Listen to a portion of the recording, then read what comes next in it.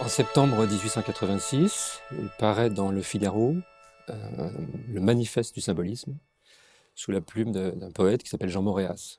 Pourquoi ce symbolisme? Pourquoi cette tendance à ce moment-là? Il faut bien comprendre qu'on est dans les années 1880 et 1890, c'est le triomphe du matérialisme, la République, la bourgeoisie, l'industrialisation, la science, le progrès, et donc un monde déspiritualisé, et un monde très sûr de lui, mais trop sûr de lui sans doute, en tout cas pour les jeunes artistes symbolistes, qui trouvent qu'au fond ce monde n'est pas assez mystérieux et n'explique pas tout.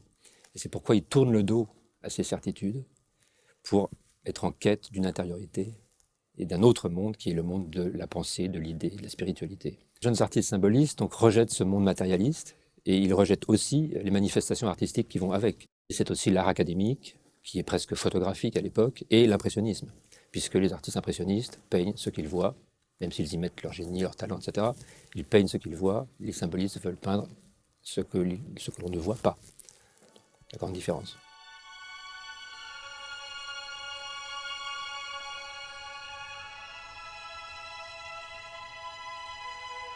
Alors ce manifeste, il date de 86. Alexandre Séon est né en 1855, donc 30 ans plus tôt, dans la plaine du Forez.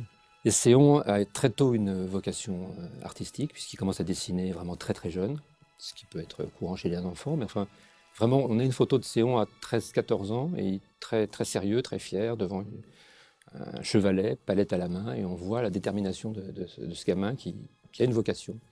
C'est d'abord sa grande sensibilité, sa grande perméabilité à l'imaginaire.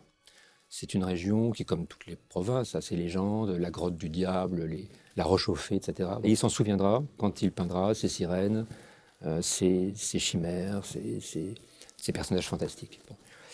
Donc l'imaginaire le saisit tout de suite.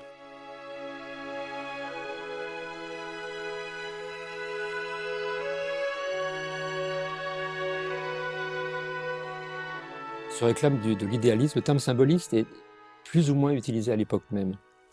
Mais idéaliste, oui, parce que c'est l'art de l'idée, c'est la création subjective de l'artiste, qui, de certaine manière, et ça c'est un héritage de Baudelaire aussi, crée son propre monde. Au fond, le peintre idéaliste est un peu, ou l'artiste idéaliste est un peu un nouveau Dieu. Il se substitue à Dieu puisqu'il crée son univers, sans maître, sans modèle. C'est sa pure création de l'idée. C'est pour ça que c'est un art idéaliste. Après, il lui donne une forme, évidemment. Beaucoup de symbolistes vivaient un peu en marge de la société, dans une tour d'ivoire, à la poursuite de leur idéal, mais pas tous. Et Alexandre Séon en particulier était très préoccupé par l'éducation, l'enseignement, et surtout il voulait restituer au plus grand nombre cette beauté qui était son idéal. Il faisait des visites du Louvre pour les ouvriers, et il a participé aussi à l'action qui consistait à éditer certaines de ses œuvres en lithographie à bas prix, pour être accessible aux ouvriers et embellir les intérieurs les plus modestes.